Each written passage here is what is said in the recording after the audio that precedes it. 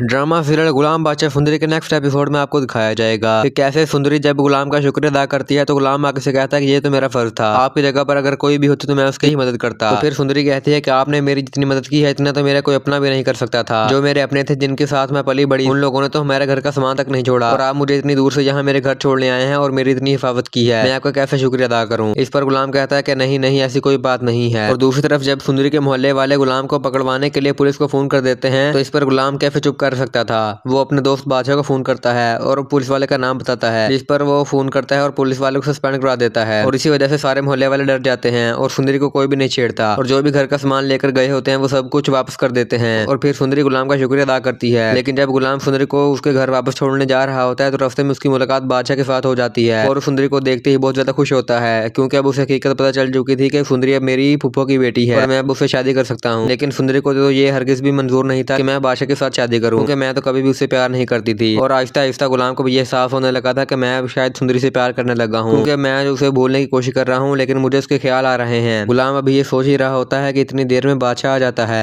और गुलाम को देखकर बहुत खुश होता है। दोनों एक दूसरे के गले लगते हैं, लेकिन जैसे ही बादशाह सुंदरी को देखता है तो बहुत ज़्यादा खुश होता है और फिर से गुलाम को कहता है कि तुमने मेरी दिली मुराद पूरी कर दी है, मैं अब इसी को लेने जा रहा था क्योंकि ये मेरी फूफो की बेटी है और अब हमारी शादी हो रही है। ये सारी बात सुनकर सुंदरी बहुत ज़्यादा डर जाती है, क्योंकि वो नहीं चाहती थी कि मैं कभी भी बादशाह के साथ शादी करूं।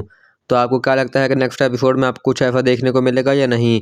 हमें कमेंट सेक्शन में ज़रूर बताइएगा और आने वाले नए नए प्रोमोस के लेकर आप चैनल को लाइक और सब्सक्राइब